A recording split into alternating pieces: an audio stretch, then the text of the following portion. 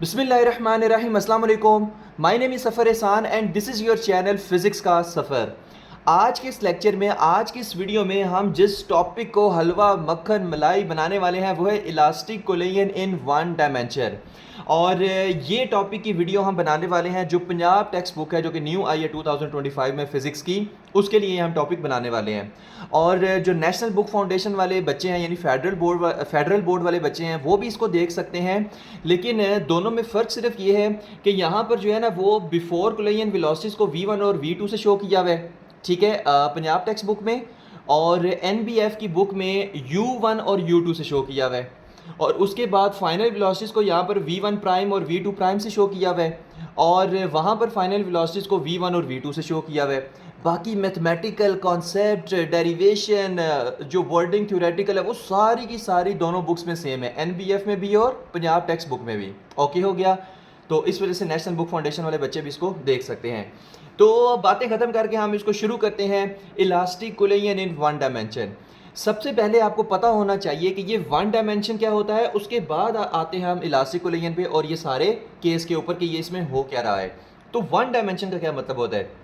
One dimension का मतलब होता है कि अगर बॉडी जो है वो सिर्फ एक एक्सिस में मूव कर रहा हो। अब फॉर एग्जांपल ये वन डायमेंशन है, यहाँ पर फॉर एग्जांपल अगर जो बॉडी है वो एक्स एक्सिस में मूव कर रहा है, मान लें यहाँ से इधर आया और ऐसे एक्स एक्सिस, सिर्फ एक्स एक्सिस में मूव कर रहा है, सही है। कहाँ मूव कर रहा है? सिर्फ एक्स एक्सिस में मूव कर रहा है, तो हम कहेंगे बॉडी क्या कर रहा है? वन डायमेंशन में मूव कर रहा है, ठीक है। अच्छा, अगर बॉडी सिर्फ वाई एक्सिस में मूव कर रहा है तो हम कहेंगे बॉडी क्या है? वन डायमेंशन में मूव कर रहा है। ओके हो गया। मतलब या बिल्कुल ऐसे जा रहा हो या बिल्कुल ऐसे जा रहा हो या जेड एक्सिस में जा रहा हो, ठीक है, ऐसे आपकी तरफ। तो ऐसी वन डायमेंशन। अच्छा, टू डायमेंशन क्या होता है? टू डायमेंशन का मतलब होता है कि अगर बॉडी ना इस तरह से जा रहा हो, ऐसे ऐसे। अब ये कौन सी मोशन है? टू डायमेंशन है। क्यों? क्योंकि ये एक्स एक्सिस में भी हो रही है और वाई एक्सिस में भी हो रही है। मतलब ना प्रॉपर ऐसे हॉरिजेंटल जा रहा है ना प्रॉपर वर्टिकल जा रहा है, सही है, बल्कि हॉरिजेंटल और वर्टिकल के दरमियान में ऐसे जा रहे हैं जैसे ना जो कोई एरोप्लेन है वो ऐसे टेक ऑफ करता है, सही है, वो एक्स और वाई दोनों में करता है। और जब वो रनवे के ऊपर दौड़ रहा होता है तो वो सिर्फ वन डायमेंशन में यानी सिर्फ एक्स एक्सिस में मूव कर रहा होता है। ओके हो गया। तो ये मामला है वन डायमेंशन का। यानी इसमें जो हम टू बॉल्स लेंगे जो मिला के एक सिस्टम बना रही हैं वो सिर्फ एक्स एक्सिस में मूव करेंगी, ठीक है। अच्छा, अब इलास्टिक कोलिजन पे आते हैं। यहाँ पर देखिए एक बॉल है मेरे पास m1, एक बॉल है m2, ठीक है। और ये हमारे पास क्या है? बिफोर कोलिजन, कि कोलिजन से पहले। और m1 जो बॉल है वो भी मूव कर रही है इसी डायरेक्शन में, और m2 जो बॉल है वो भी मूव कर रही है इसी डायरेक्शन में, v1 और v2 वेलोसिटीज के साथ। अब देखिए ये दोनों क्या है? सिर्फ एक्स एक्सिस में मूव कर रही हैं, सिर्फ एक्स एक्सिस में। इसका मतलब है ये कौन सी मोशन कर रही है? वन डायमेंशन मोशन कर रही हैं। अच्छा, मूव करते करते यहाँ पर एक कंडीशन जहन में रखनी है कि ये जो हमारे पास मूव कर रहे हैं इसमें v1 ग्रेटर देन v2 है। मतलब जो पीछे वाली बॉल है इसकी वेलोसिटी ज़्यादा है आगे वाली बॉल से, पीछे वाली बॉल की वेलोसिटी ज़्यादा है आगे वाली बॉल से। ओके हो गया। तभी तो ये आपस में टकराएंगी, वरना तो ये आपस में टकराएंगी नहीं, सही है। अच्छा, इसमें ना ये जो पांच यहाँ पर चीज़ें ना ये याद रखनी है, ठीक है। इसी में सारे का सारा आपका टॉपिक है। पहली चीज़ ये कि आइसोलेटेड सिस्टम है। आइसोलेटेड सिस्टम का क्या मतलब है कि इस सिस्टम के, अच्छा पहले याद रखिए कि सिस्टम क्या होता है। सिस्टम ये हमारे दो बॉल्स मिलके ना यहाँ पर एक सिस्टम बनाती हैं, तीन बॉल मिलके भी बना सकती हैं, चार बॉल मिलके भी बना सकती हैं। लेकिन चूंकि यहाँ पे सिर्फ दो बॉल्स हैं तो दो बॉल्स मिलके क्या बना रही हैं? एक सिस्टम बना रही हैं। तो आइसोलेटेड सिस्टम का मतलब है कि ये दो बॉल जो अब मूव कर रही हैं इन पे कोई एक्सटर्नल फोर्स नहीं लग रही। एक्सटर्नल फोर्स का मतलब ये कि कोई इस पर फ्रिक्शन वगैरह की फोर्स नहीं लग रही। मतलब ये जिस फ्लोर के ऊपर ऐसे मूव कर रही हैं उसकी कोई फ्रिक्शन नहीं है। अच्छा, अब मज़े की बात देखनी है। सेकंड पॉइंट है नॉन रोटेटिंग बॉल।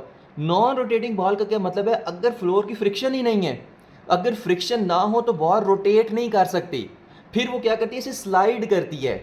यानी ये जो बॉल्स हैं ये रोटेट कोई नहीं कर रहे, ये उस फ्रिक्शन लेस फ्लोर के ऊपर ऐसे स्ट्रेट मूव कर रही हैं, ठीक है, ऐसे स्ट्रेट मूव कर रही हैं और बाहर से भी कोई फोर्स नहीं लग रही, बस मूव करती जा रही हैं करती जा रही हैं करती जा रही हैं।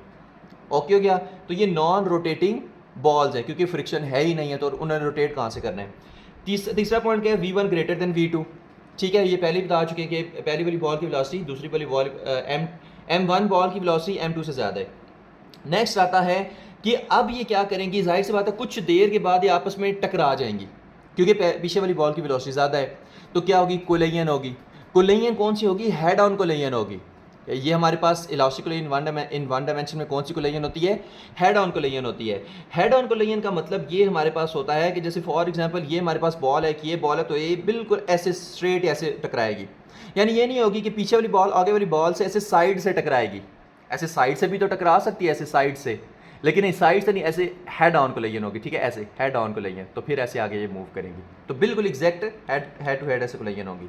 अच्छा नेक्स्ट हमारे पास क्या है, कोलिजन तो होगी। अब ये जो कोलिजन है ना, ये हमारे पास इलास्टिक कोलिजन है।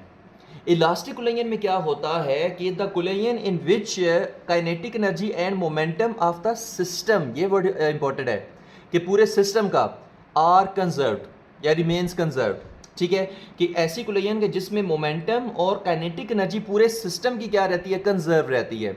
अब कंजर्व का मतलब क्या है, कंजर्व का मतलब होता है सेम, कि मतलब चेंज नहीं हो रही, ठीक है। अच्छा अगर चेंज नहीं हो रही मतलब इसका मतलब बताओ भाई, इसका मतलब हमारे पास ये हुआ कि जैसे फॉर एग्जांपल है यहाँ पर पीछे वाली जो बॉल है इसकी जो वेलोसिटी है वो ज़्यादा थी, ठीक है, आगे वाली बॉल की वेलोसिटी कम थी। मान लें पीछे वाली बॉल की जो काइनेटिक एनर्जी थी वो थी हमारे पास 5, सही है, और आगे वाली बॉल की काइनेटिक एनर्जी थी 4, ठीक हो गया। तो यहाँ पर हमारे पास टोटल काइनेटिक एनर्जी कितनी आ गई है, इसकी 5 है, इसकी 4 है, तो 5 + 4 यहाँ पर 9 आ रहा है। यहाँ पर कितना आ रहा है, 5 + 4 9 आ रहा है फॉर एग्जांपल, यानी पूरे सिस्टम की मान लो जो काइनेटिक एनर्जी है वो कितनी है, 9 है। ओके हो गया। अच्छा अब इसको देखते हैं, इसमें अगर हम देखें, इसमें अगर आप देखें टकराने के बाद आफ्टर कोलिजन, ठीक है, अब हमारे पास क्या आ रहा है, आफ्टर कोलिजन आ रहा है, मतलब टकरा चुकी हैं।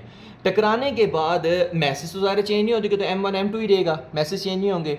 वेलोसिटी जो है इसकी, जो वेलोसिटी पीछे वाली बॉल की वेलोसिटी V1 प्राइम होगी, आगे वाली बॉल की वेलोसिटी V2 प्राइम हो जाएगी, ठीक है, मतलब ये फाइनल वेलोसिटीज हैं टकराने के बाद। अच्छा टकराने के बाद ये हुआ कि पीछे वाली बॉल आहिस्ता होगी, आगे वाली बॉल तेज़ होगी, पीछे वाली बॉल आहिस्ता होगी, आगे वाली बॉल तेज़ हो जाएगी। अच्छा जब पीछे वाली बॉल आहिस्ता हो जाएगी तो इसकी काइनेटिक एनर्जी 4 हो जाएगी, और आगे वाली बॉल जब तेज़ हो जाएगी तो इसकी काइनेटिक एनर्जी 5 हो जाएगी। अच्छा 4 + 5 अब भी कितना आया, 9, अब भी कितना आया, 9। तो ये हमारे पास है कि टकराने से पहले जो पूरे सिस्टम की काइनेटिक एनर्जी और मोमेंटम है, और टकराने के बाद जो पूरे सिस्टम की काइनेटिक एनर्जी और मोमेंटम है वो सेम रहते हैं, उनमें कोई चेंज नहीं आता। लेकिन अगर हम एक एक बॉल की देखें तो पहले देखें इस बॉल की मान लो काइनेटिक एनर्जी कितनी थी, 5, अब टकराने के बाद इस बॉल की काइनेटिक एनर्जी कितनी हो गई है, 4 हो गई है। यानी अगर एक एक बॉल की देखें तो काइनेटिक एनर्जी चेंज हुई है, टकराने से पहले और टकराने के बाद की काइनेटिक एनर्जीज डिफरेंट है।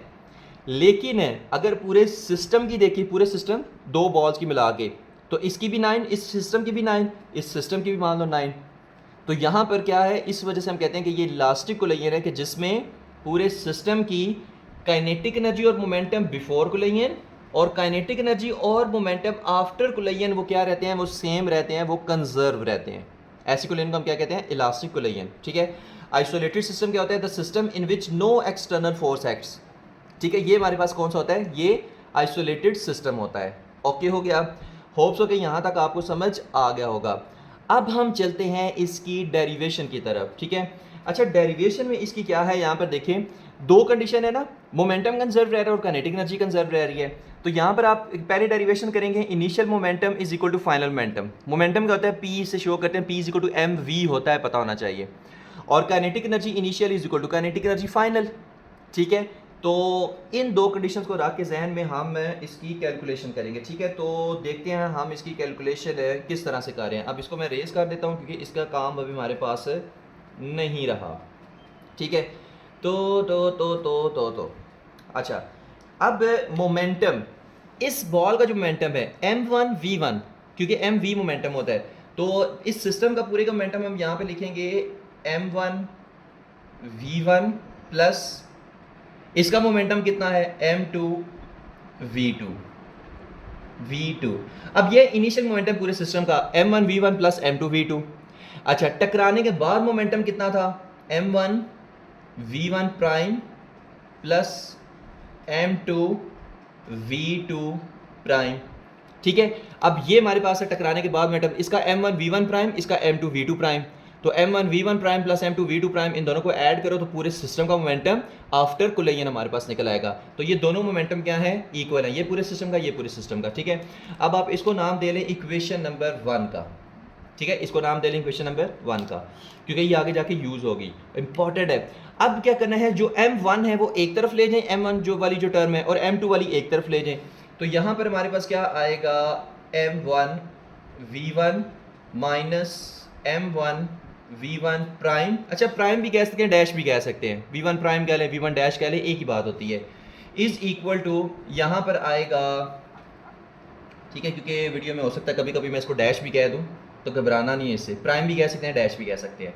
तो इज इक्वल टू ये आ जाएगा m2 v2 prime minus m2 v2। क्या मैंने किया है, m1 वाली टर्म्स को एक तरफ ले गया हूँ और m2 वाली टर्म्स को एक तरफ ले आया हूँ। सही है, अब यहाँ से हम m1 कॉमन ले सकते हैं, तो m1 कॉमन आया और यहाँ पे आया v1 माइनस v1 प्राइम, और इज इक्वल टू यहाँ पर आया m2 कॉमन आ गया और आ गया v2 प्राइम माइनस v2 आ गया। ओके क्या, अब आप इसको नाम दे लें इक्वेशन नंबर 2 का, इसको आप नाम दे लें इक्वेशन नंबर 2 का। ठीक है, अब इसकी कहानी यहाँ पर रोक देनी है, ये यहाँ पर इसकी कहानी खत्म। अब हम आते हैं काइनेटिक एनर्जी पे। ये तो एक तो हो गया ना कि initial momentum is equal to final momentum पूरे सिस्टम का, काइनेटिक एनर्जी भी तो कंजर्व रह रही है। अब उसकी इक्वेशंस देखते हैं कि किस तरह से आएंगी। काइनेटिक एनर्जी की क्या आएगी, यहाँ पर आएगी, पहले इसकी काइनेटिक एनर्जी क्या आएगी, काइनेटिक एनर्जी का फार्मूला क्या होता है, 1/2 m1 v1 स्क्वायर आएगा, ये काइनेटिक एनर्जी इस बॉल की, प्लस 1/2 m2 v2 स्क्वायर, और ये काइनेटिक एनर्जी है इस बॉल की। अब दोनों को मिला के ये काइनेटिक एनर्जी, जब दोनों की काइनेटिक एनर्जी आपस में ऐड अप करेंगे तो वो पूरे सिस्टम की काइनेटिक एनर्जी बन जाएगी। तो ये हमारे पास होगी initial kinetic energy before collision. सही है, अच्छा अब इज इक्वल टू यहाँ पर काइनेटिक एनर्जी फाइनल। अब इन दोनों का देखते हैं, इसकी कितनी काइनेटिक एनर्जी है, 1/2 m1 v1 प्राइम का square plus 1/2 m2 v2 prime का स्क्वायर आ जाएगा। ठीक है, अच्छा अब यहां पर हमने क्या किया है कि initial before collision kinetic energy पूरे सिस्टम की, और ये हमारे पास है इसकी काइनेटिक एनर्जी, इसकी काइनेटिक एनर्जी, दोनों को ऐड करके तो ये पूरे सिस्टम की काइनेटिक एनर्जी बन जाएगी आफ्टर कोलिजन। तो ये दोनों आपस में क्या है, इक्वल है, क्योंकि ये कौन सी कोलिजन है, इलास्टिक कोलिजन है, जिसमें काइनेटिक एनर्जी कंजर्व रहती है। ठीक है, तो ये हमने ना इक्वेशन बना दी, इस पूरे सिस्टम की kinetic energy is equal to इस पूरे सिस्टम की काइनेटिक एनर्जी। फिर से वही बात, m1 वाली टर्म्स को एक तरफ ले आए, या ना यहाँ पर एक और पहले 1/2 का किस्सा ख़त्म करते हैं। तो 1/2 यहाँ से कॉमन ले लें और यहाँ पर क्या आएगा, m1 v1 square plus m2 v2 square is equal to, यहाँ से भी 1/2 कॉमन ले लें और आ जाएगा m1 v1 प्राइम का square plus m2 v2 prime का स्क्वायर। ओके हो गया, अब ये 1/2 इस 1/2 से कट गया। ठीक है, और आपने अब क्या करना है, m1 वाली टर्म्स को ना एक तरफ ले आना है। यहाँ पे क्या बच गया, m1 v1 square plus m2 v2 square, m1 v1 prime का स्क्वायर, m2 v2 प्राइम का स्क्वायर। ठीक है, तो ये जो प्राइम वाली है ना, ये फाइनल वेलोसिटीज है। अब आपने यहाँ पर क्या करना है, यहाँ पर आप करेंगे m1 वाली टर्म्स को एक तरफ, m2 वाली टर्म्स को दूसरी तरफ। तो m1 v1 स्क्वायर इधर ही रहेगा।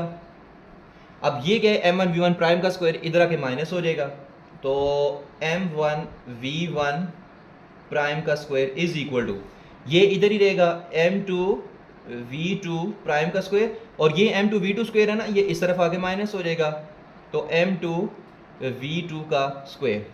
डन हो गया। अच्छा अब फिर से वही काम, m1 कॉमन ले लें, m1 कॉमन लिया तो ये आ जाएगा v1 square minus v1 prime का square is equal to m2 common आ गया और v2 प्राइम का स्क्वायर माइनस v2 का स्क्वायर आ जाएगा। ठीक है, ये हमारे पास आ गया। अब यहाँ पर देखेंगे एक ऐसा फार्मूला नहीं बन रहा, a square minus B square, a square minus B square. तो वो आपके पास क्या होता था, a square minus B square, यहाँ पर अगर मैं लिखूँ तो a square minus B square, ये क्या होता था, a प्लस बी और a माइनस बी, ये फार्मूला होता था ना, a plus B, a square minus B square is equal to a plus B a minus B. अब आपने क्या करना है, यही आपने इधर पुट करना है, क्योंकि ये हमारे पास वही बन रहा है, v1 का स्क्वायर माइनस v1 प्राइम का स्क्वायर, यानी a का स्क्वायर माइनस b का स्क्वायर। इसको a समझ लें, इसको b समझ लें। तो अब आप इसको इस टर्म में ऐसे लिखेंगे कि m1 और यहाँ पर क्या आएगा आपके पास v1 का v1 और प्लस v1 प्राइम और v1 माइनस v1 प्राइम, ठीक है। A square minus B square बनेगा ना, तो a प्लस बी और a minus B is equal to, यहां पर भी ऐसे ही लगेंगे m2 और यहां पर आएगा v2 प्राइम प्लस v2 और v2 प्राइम माइनस v2, ठीक है। तो इसको हमने टर्म कौन सी बना रही, a प्लस बी और a माइनस बी वाली टर्म बना रही। अब आप इसको नाम दे लें इक्वेशन नंबर 3 का, ठीक है। इसको आपने क्या नाम देना है, इक्वेशन नंबर 3 का। तो अब यहां पर आपने क्या करना है कि डिवाइड इक्वेशन 2/3, डिवाइड इक्वेशन 2/3 कि 2 को 3 से अब आपने क्या करना है, सिर्फ डिवाइड कर देना है। तो यहां पर आप लिखेंगे एक स्टेटमेंट कि डिवाइड इक्वेशन 2/3। आप कह रहे हैं सर ये सारा काम हम कर क्यों रहे हैं, एंड पे बताएंगे। डिवाइड इक्वेशन 2/3, सही है। अच्छा ये अभी से बता देते हैं, चलिए हम ये काम इसलिए कर रहे हैं क्योंकि हमने ये जो v1 प्राइम और v2 प्राइम है टकराने के बाद की वेलोसिटीज, इसको फाइंड करने के लिए हमें एक फार्मूला सा चाहिए, हमें एक इक्वेशन सी चाहिए, ठीक है। उसको डिराइव करने के लिए हम ये सारा काम कर रहे हैं। यानी बेसिकली हम v1 प्राइम और v2 प्राइम हम फाइंड कर रहे हैं कि इसको फाइंड करने के लिए हम ऐसा कौन सा फार्मूला बनाएं कि जिसमें हम वैल्यूज पुट करके ये फाइनल जो वेलोसिटीज हैं टकराने के बाद आफ्टर कोलिजन जो वेलोसिटीज है ये हम फाइंड कर सके। तो बेसिकली हम वो वाला फार्मूला बना रहे हैं, सही है। अब हम ऊपर से इसको रेज कर देंगे क्योंकि इसका अब हमारे पास काम नहीं रहा, सही है। तो v1 प्राइम और v2 प्राइम फाइंड करें, ऊपर वाला मैं रेज करने वाला हूँ। अच्छा बोर्ड रेज करने से पहले हमारी कहानी यहाँ पर खत्म हुई थी डिवाइड इक्वेशन 2/3, ठीक है। बोर्ड रेज करके मैंने इसको साफ सा लिख दिया है, वो सारी डायग्राम शाम मिटा के, ताकि ईजी हो समझने में, ठीक है। तो ये सारी कहानी वही है जो हम पहले करके आ चुके हैं। अब कुछ भी नहीं करना, ये जो आपके पास इक्वेशन 3 है, ये आपके पास इक्वेशन 2 है, दोनों को आपस में डिवाइड कर देना है। अब डिवाइड कैसे करेंगे, इक्वेशन 2/3 है तो 3 को हम ऊपर रखेंगे, ये जो इक्वेशन नंबर 3 है। तो यहाँ पर क्या आएगा m1 और v1 प्लस v1 प्राइम और v1 minus v1 prime, okay हो गया। और यहाँ पर क्या आएगा m2 और v2 प्राइम प्लस v2 और v2 प्राइम माइनस v2, सही है। अब इसको मैंने क्या कहा कि डिवाइड करना है किस इक्वेशन के साथ, इक्वेशन 2 के साथ। तो डिवाइडेड बाय, यहाँ पर क्या है m1 into V1 minus V1 prime. तो यहाँ पर आप लिखोगे m1 into V1 minus V1 prime और दरम्यान में क्या है, इज इक्वल टू का साइन है तो इज इक्वल टू, और राइट साइड वाली से डिवाइड करें, ठीक है। तो m2 और क्या है v2 प्राइम और माइनस v2 आ जाएगा, ओके हो गया। तो ये हमारे पास है, ऐसे आपने इसको ऐसे डिवाइड कर देना है। तो डिवाइड इक्वेशन 2/3 कर दिया। अब यहाँ से कहानी आसान हो जाएगी। m1 जो है वो m1 से गया, v1 माइनस v1 प्राइम से गया, m2 से गया, तो v2 प्राइम माइनस v2 और v2 प्राइम माइनस v2 ये आपस में उड़ गए, ठीक है। अच्छा अब हमारे पास जो लास्ट में इक्वेशन बची है वो वाली कौन सी है, वो चीज़ देख लेते हैं। लास्ट में जो इक्वेशन बची है ना वो है v1, इसको ना मैं ब्लैक से लिखता हूँ। लास्ट में जो इक्वेशन बची है वो है v1 और प्लस v1 प्राइम और यहाँ पर इज इक्वल टू, यहाँ पर कौन सी बची है, v2 प्राइम और प्लस v2 बच गई है, ओके हो गया। अच्छा अब ना इसको हम एक और सेंस में लिख लेते हैं, ठीक है। जो v1 और v2 वाली वैल्यूज है वो एक तरफ ले जाएं और जो v2 प्राइम माइनस v2 वाली v2 prime minus v1 prime वाली वैल्यूज है वो एक तरफ ले जाएं। यानी प्राइम वाली वैल्यूज राइट साइड पे ले जाएं और प्राइम के बगैर जो वैल्यू है वो लेफ्ट साइड पे ले आए, ठीक है। तो यहाँ पर ये आपके पास क्या है v1 और ये आपके पास क्या है प्लस v2 है, इधर आके माइनस v2 हो जाएगा, तो यहाँ पर आ जाएगा माइनस v2, सही है, is equal to v2 prime इधर ही रहेगा और ये हो जाएगा माइनस v1 प्राइम, ठीक है। अब इसमें हमने क्या किया भाई, कुछ भी नहीं किया, प्राइम वाली वैल्यूज एक तरफ ले आए हैं और प्राइम के बगैर वाली वैल्यूज दूसरी तरफ ले आए हैं। जैसे यहाँ पर देखें v2 है ना, इसके ऊपर प्राइम नहीं है, इसको उस तरफ ले आए तो माइनस हो गया, माइनस v2 हो गया। अब v1 के ऊपर ये प्राइम है, इसको इस तरफ ले आए तो ये भी माइनस हो गया, तो ये हो गया v1 प्लस v2 और v2 prime minus v1 prime, इसको इधर ले आए तो v2 को उधर ले गए हैं, ठीक है। अब ये हमने क्यों किया है वो चीज़ देखते हैं। ये v1 माइनस v2 क्या है, ये है velocity, relative velocity of approaching, मैं इसको शॉर्ट में लिख रहा हूँ, रिलेटिव वेलोसिटी ऑफ अप्रोचिंग, और ये हमारे पास क्या है, रिलेटिव वेलोसिटी ऑफ सेपरेशन। ठीक है, अब ये दोनों आपस में क्या है, इक्वल है। ठीक है, मैग्नीट्यूड में ये दोनों आपस में क्या है, इक्वल है। अब किस तरह से वो चीज़ देखते हैं, जैसे फॉर एग्जांपल हमारे पास एक बॉल ये है, एक बॉल ये है, टकरा गई आपस में, फिर ये आपस में दोबारा मूव करने लग पड़ी। ठीक है, इसकी जो वेलोसिटी थी v1 थी, इसकी v2 थी, इसकी v1 प्राइम थी और इसकी v2 प्राइम थी। सही है, अब जाहिर सी बात है पीछे वाली बॉल की वेलोसिटी ज़्यादा थी, उसको मैंने 5 कह दिया, आगे वाली बॉल की वेलोसिटी कम थी, उसको मैंने 4 कह दिया। ठीक है, अच्छा टकराने के बाद पीछे वाली बॉल यानी इसकी v1 प्राइम ये कम होगी वेलोसिटी और आगे वाली बॉल की वेलोसिटी ज़्यादा हो जाएगी टकराने के बाद, ये बता के आ चुके हैं। तो पीछे वाली बॉल की वेलोसिटी कम थी ना, तो ये हमारे पास कितनी हो जाएगी, 4 हो जाएगी, और आगे वाली बॉल की वेलोसिटी ज़्यादा हो जाएगी कोलैन टकराने के बाद। ठीक है, तो वो आपके पास कितनी हो जाएगी, 5 हो जाएगी। सही है, अब यहाँ पर इसमें वैल्यूज पुट करें, यहाँ पर देखिए v1 कितना है, 5 है, v2 कितना है, 4 है, तो 5 माइनस 4 इज इक्वल टू, यहाँ पर क्या है, v2 प्राइम कितना है, 5 है, तो v2 prime 5 minus v1 prime कितना है, 4 है, तो ये 4, तो 5 माइनस 4 1, 5 माइनस 4 1, तो ये दोनों मैग्नीट्यूड में आपस में क्या है, इक्वल है, velocity of relative velocity of separation, relative velocity of separation और रिलेटिव वेलोसिटी ऑफ अप्रोचिंग। ठीक है, तो ये इसमें ना एक कॉन्सेप्ट है छोटा सा, ये भी याद रखना है। सही है, तो होप्स हो कि ये चीज़ आपको समझ आ गई होगी। ठीक है, अब आपकी बुक वाले ने ना एक काम यहाँ पर किया हुआ है, वो करने की ज़रूरत नहीं है। वो काम क्या है, v1 माइनस v2, और यहाँ से ना नेगेटिव को कॉमन लिया हुआ है, नेगेटिव को कॉमन लेके उसने कहा दिया v1 prime minus v2 prime. तो भाई ये करने की ज़रूरत नहीं है, इसके बगैर ही हमारी डेरिवेशन बेहतरीन हो जाएगी, उसको इधर ही रहने दें। सही है, अब यहाँ से असल कहानी शुरू होती है, असल कहानी शुरू, अब यहाँ से सर इतनी डेरिवेशन करके अभी असल कहानी शुरू हो रही है भाई हलवा है, फिजिक्स है। अच्छा शुरू, अब यहाँ से कहानी किस तरह से होती है वो चीज़ देखते हैं। अब यहाँ से आपने पहले v1 प्राइम की वैल्यू निकाल दी है, उसको इक्वेशन 1 में पुट कर देना है, तो v2 प्राइम का सारा फार्मूला निकल आएगा। फिर v2 प्राइम की वैल्यू निकाल दी है, उसको इक्वेशन 1 में पुट करना है, तो v1 प्राइम का सारा फार्मूला निकल आएगा। अब ये बात ऊपर से गुजरी होगी, जब हम करेंगे फिर पता चलेगा। यहाँ से ना आप निकाल लें v2 प्राइम को निकाल लें, तो v2 prime is equal to v1 minus v2, और ये v1 प्राइम उधर जाके क्या हो जाएगा, प्लस हो जाएगा, तो प्लस v1 प्राइम।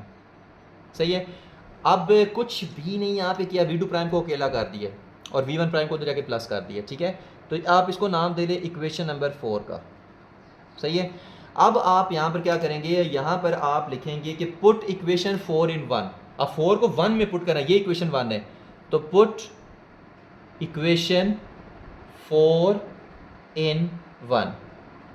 ठीक है, अब 4 इन 1 में पुट करेंगे तो फिर हमारे पास किस तरह से वैल्यू आएगी, देखते हैं कि यहाँ पर हमारे पास सॉल्व हो सकता है या नहीं हो सकता। कोशिश करेंगे कि सॉल्व हो जाए, जगह तो थोड़ी है, या इसको ना हम ये वाला सारा रेस कर देते हैं ना, अब इसका हमारे पास काम कोई नहीं रहा। सही है, इसको हम सारे को रेस कर देते हैं, तो जस्ट इक्वेशन 1 लिखी रहने देते हैं। यहाँ से ये गया, ये गया, ये गया, ये गया, ये गया, क्योंकि अभी हमें इसकी ज़रूरत नहीं है।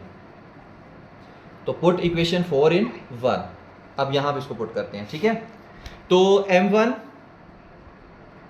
v1 plus m2 v2 is equal to m1 v1 prime plus m2, और v2 प्राइम की जगह उसकी वैल्यू हम लिखेंगे, और वो आपके पास कौन सी है, v1 माइनस v2 और प्लस v1 प्राइम।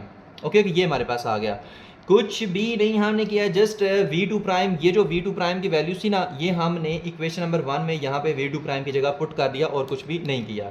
अब आपने क्या करना है, यहाँ पे m1 v1 plus m2 v2, उसी तरह तो ये आ जाएगा m1 v1 plus m2 v2 is equal to m1 v1 prime plus, इसको अंदर मल्टीप्लाई कर देते हैं, m2 को ना अंदर मल्टीप्लाई कर देना है, तो m2 v1 minus m2 v2 और प्लस m2 v1 प्राइम। ठीक है, ये हमारे पास ना वैल्यूज़ आ गई। सही है, अब आपने एक काम यहाँ पे करना है, जो प्राइम वाली वैल्यूज़ हैं वो लेफ्ट साइड पे ले आएं, जो प्राइम के बगैर वाली वैल्यूज़ हैं वो राइट साइड पे ले जाएं। ठीक है, अब प्राइम वाली वैल्यूज़ कौन सी है, एक तो ये है, एक ये है, इसको इधर ही रहने दें, इन दोनों को उठाकर उस तरफ ले जाते हैं। ठीक है, हाँ, क्योंकि मुझे यहाँ पर अच्छी नहीं लग रही, तो m1 v1 plus m2 v2, और इसको जब उठा कर उधर लेके जाएंगे तो माइनस m2 v1, और इसको भी उठाकर उधर ले जाएंगे तो plus m2 v2 is equal to, ये वाली वैल्यूज इधर ही रहने दे, m1 v1 प्राइम और plus m2 v1 prime. Okay हो गया, m1 v1 प्राइम इधर ही रहने दिया, m2 v1 प्राइम इधर ही रहने दिया, इन दोनों को उठाकर उधर ले गए तो ये उधर जाके माइनस होगी, ये उधर जाके प्लस होगी। ठीक है, अब आपने क्या करना है, जो v1 वाली वैल्यूज है ना वो इकट्ठी कर दें और जो v2 वाली वैल्यूज हैं वो इकट्ठी कर दें। ये v1 है, ये v1 है, इसको इकट्ठा लिख देते हैं। ठीक है, इकट्ठा कैसे लिखेंगे, यहाँ पर ये है m1 v1, ये क्या है माइनस m2 v2, तो इधर लिख दे minus m2 v1 minus m2 v1। अच्छा, ये v1 v1 वाली वैल्यूज इकट्ठी हो गई है ना, अब v2 वाली इकट्ठी कर दें, ये v2 है, ये v2 है, इसको इकट्ठा कर दें, प्लस m2 v2 और यहाँ पर आएगा प्लस m2 v2, इकट्ठा कर दिया, और ये m1 v1 prime plus m2 v1 prime उसी तरह। सही है। अच्छा, इकट्ठा क्यों किया, ताकि हम v1 और v2 कॉमन ले सकें। सही है, अब इन दोनों वैल्यूज में से v1 कॉमन आ सकता है, तो आप लिखें v1 कॉमन आ गया और अंदर क्या बचा m1 माइनस m2। ओके हो गया, प्लस ये क्या, ये m2 v2 है, ये भी m2 v2 है, दरम्यान में प्लस का साइन है, तो ये बन जाएगा 2m2 v2, ये क्या बन जाएगा 2m2 v2, और यहाँ पर v1 प्राइम कॉमन आ जाएगा और अंदर बचेगा m1 प्लस m2। ओके हो गया, होप से समझ आ रही होगी। अब इस m1 प्लस m2 को इधर आके डिवाइड करा दें, इस m1 प्लस m2 को इनके नीचे डिवाइड करा दें, तो ये बनेगी m1 minus m2 divided by m1 plus m2, और ये v1 साथ में उसी तरह जो, क्योंकि यहाँ से ऐसे मल्टीप्लाई हो रहा था। ठीक है, m1 माइनस m2 के साथ ये v1 मल्टीप्लाई हो रहा था ना भाई, v1 इधर लिखा था मैंने, इसको इधर लिख दिया है तो मल्टीप्लाई ही हो रहा है। सही है, प्लस ये हमारे पास क्या आ जाएगा 2m2 और ये v2 डिवाइडेड, ये v1 अभी भी m1 माइनस m2 के साथ मल्टीप्लाई हो रहा है, divided by m1 plus m2। सही है, और is equal to v1 prime. ये हमारे पास ना क्वेश्चन आ गई जो हम फाइंड करने की कोशिश कर रहे थे। सही है, तो ये वो इक्वेशन है। अब एक तो फाइंड होगी, v1 प्राइम फाइंड हो गया, अब हमने फाइंड करना है v2 प्राइम को। मैं इसको ना साइड पे इधर लिख रहा हूँ, ठीक है, ताकि हम ऊपर से मिटा सके। v1 prime is equal to m1 minus m2 over m1 plus m2 into v1 और plus 2m2 v2 over m1 plus m2। सही है, तो ये ना हमारे पास एक इक्वेशन आ गई है। तो v1 प्राइम तो आ गया, अब हमने v2 प्राइम के लिए एक फार्मूला ड्राइव करना है। अब मैं ऊपर से इसको दोबारा रेज करने वाला हूँ और सिर्फ इक्वेशन 1 और ये वाला लिखे रहने दूंगा। सही है, अब मैं इसको रेज कर रहा हूँ। जो हमारे पास रिजल्ट आया था ना वो मैंने नीचे लिख दिया है, जो रिजल्ट आया था वो मैंने क्या किया है, नीचे लिख दिया है। तो ये सारा गया, ठीक हो गया। और यहाँ पे इसको मैं सही करके लिख दूँ, ये है m2 v2 और बस भैया। अब इसमें भी आपने क्या करना है, एक और काम अब यहाँ पे आपने करना है, यहाँ से ना चलिए मैं इसको रहने दूँ, ठीक है। अब v1 माइनस v2 ने यहाँ से, अब आपने पहले क्या किया था, v2 प्राइम को निकाला था यहाँ से इस इक्वेशन में से, अब v1 प्राइम को निकालना है। अब v1 प्राइम को कैसे निकालेंगे, ये v1 प्राइम को उठाकर इधर ले आएँ तो प्लस में बन जाएगा, और इन दोनों वैल्यूज को उठाकर उधर ले जाएं। सही है, तो ये आपके पास क्या बनेगा, v1 prime is equal to v2 prime minus v1 plus v2, ये बन जाएगा। सही है, मैंने क्या किया है, v1 को उठाकर इधर ले आए तो प्लस में हो गया, तो ये v1 प्राइम प्लस में हो गया। ठीक है, v1 प्राइम, और v1 माइनस v2 को उठाकर उधर ले आया तो v1 माइनस हो गया, v2 प्लस हो गया, v1 माइनस हो गया, v2 प्लस हो गया, v2 प्राइम पहले ही उधर था। ठीक है, अब आप इधर लिखें इक्वेशन नंबर 5 और लिखेंगे पुट इक्वेशन 5 इन 1। जब 5 इन 1 में पुट करेंगे तो हम यहाँ पे v1 बार मिला था, v1 डैश मिला था, अब आपको v2 डैश मिल जाएगा। सही है, जब करेंगे ना फिर पता चलेगा। तो 5 को अब 1 में पुट करते हैं, तो ये आ जाएगा m1 v1 plus m2 v2 is equal to m1, और v1 प्राइम की जगह मैं क्या लिखूंगा, वहाँ पर मैं लिखूंगा v2 prime minus v1 plus v2। ठीक है, v2 prime minus v1 plus v2, और आ जाएगा यहाँ पर क्या, प्लस m2 v2, हाँ प्लस m2 v2 प्राइम। सही है, बस इस v1 प्राइम की जगह वैल्यू पुट की है, कौन सी, ये वाली, इक्वेशन 5 को 1 में पुट कर दिया, और कुछ भी हमने नहीं किया। अब वही पुराना काम करना है जो हम पहले करते रहे ना, इसको डिराइव करने के लिए वही काम करना है। Plus M2 V2 is equal to, इसको अंदर मल्टीप्लाई कर दें, M1 V2 prime minus M1 V1। अच्छा, इसको मल्टीप्लाई ना ध्यान से करना है, जहाँ से ज़रा सी वैल्यू इधर उधर होगी ना, नीचे से सारा गड़बड़ हो जाएगा। और प्लस M2 V2 प्राइम, सही है। अब फिर से प्राइम वाली वैल्यूज़ इधर ले आएँ, बाकी वैल्यूज़ को उधर ले जाएँ, ठीक है। तो M1 V1 same to same वही काम, M1 V1 plus M2 V2, ये प्राइम के बगैर वाली वैल्यूज़ उधर चली जाएगी तो M1 V1 बन जाएगी, प्लस M1 V1, ये प्लस के साथ उधर के माइनस हो जाएगी तो माइनस M1 V2 बन जाएगी, इज़ इक्वल टू, यहाँ पर क्या है M1 V2 प्राइम और प्राइम वाली और ये है प्लस M2 V2 प्राइम, सही है। प्राइमरी वैल्यूज़ को उधर ही रहने दिया है। अब फिर से V1 वैल्यूज़ को इकट्ठा कर दें, V1 वाली वैल्यूज़ को इकट्ठा कर दें, ये V1 है और ये V1 है, इकट्ठा कर दें तो M1 V1 plus M1 V1, सही है। और यहाँ पर आप करोगे V2 वाली वैल्यूज़ को आप इकट्ठा कर दें, M2 V2 minus M1 V2 is equal to M1 V2 prime plus M2 V2 prime, ये बन जाएगा, सही है। अब V1 को कॉमन लेने से वही हम पुराना काम कर रहे हैं, ठीक है। बल्कि नहीं, कॉमन यहाँ पे लेने की ज़रूरत ही नहीं है, क्योंकि यहाँ पर क्या है, M1 V1 है प्लस M1 V1 है, तो इसको आप करते हैं 2M1 V1, 2M1 V1 plus यहाँ पर क्या है, M2 V2 है माइनस M1 V2 है, V2 कॉमन ले लें यहाँ से तो आ जाएगा M2 माइनस M1 और यहाँ पे आ जाएगा V2 कॉमन आ जाएगा, सही है। M2 माइनस M1 और V2 हमारे पास क्या आ जाएगा, कॉमन आ जाएगा, सही है। अच्छा, अब हम क्या करें, is equal to V2 prime और यहाँ पर जो है ना V2 प्राइम कॉमन आ जाएगा, अंदर क्या आ जाएगा M1 प्लस M2, सही है। यहाँ से V1 कॉमन ले लिया, यहाँ से V2 कॉमन ले लिया, ठीक है। मतलब V1 कॉमन ले तो M1 प्लस M1 2M1 बनता है ना, तो 2M1 V1 बन गया। और यहाँ से V2 प्राइम कॉमन ले लिया तो M1 प्लस M2 बन गया। अब इसको इधर आगे डिवाइड करा दें, सिंपल, तो 2M1 V1 over M1 plus M2 plus यहाँ पे क्या आएगा M2 माइनस M1 ओवर ये M1 प्लस M2 इधर आके डिवाइड हो जाएगा और ये साथ में V2 उसी तरह इज इक्वल टू आ जाएगा V2 प्राइम। बस ये भी आ गया। तो यही तो हमने फाइंड करने थे, एक V1 प्राइम फाइंड करना था, एक V2 प्राइम फाइंड करना था, ठीक है। अगर मैं इसको ऐसे सीधा करके लिखूं तो ये आएगा V2 prime is equal to 2M1 V1 over M1 plus M2 और plus M2 minus M1 over M1 plus M2 into V2, ये आ जाएगा, सही है।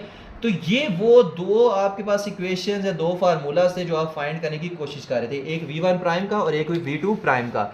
अब इसका मतलब है अगर आपने टकराने के बाद जो V1 प्राइम अगर फाइंड करना तो आप ये इक्वेशन यूज़ करेंगे, ये फार्मूला यूज़ करेंगे।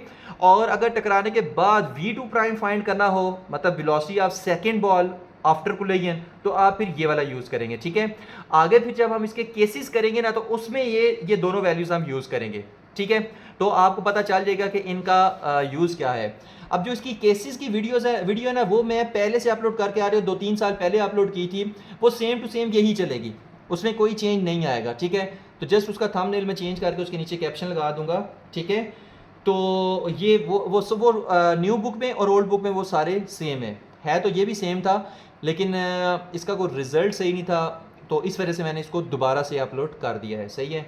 तो ये था हमारा आज का lecture, elastic collision in one dimension. Hopes हो कि आपको सारा समझ आ गया होगा। Thank you very much. Allah हाफिज़।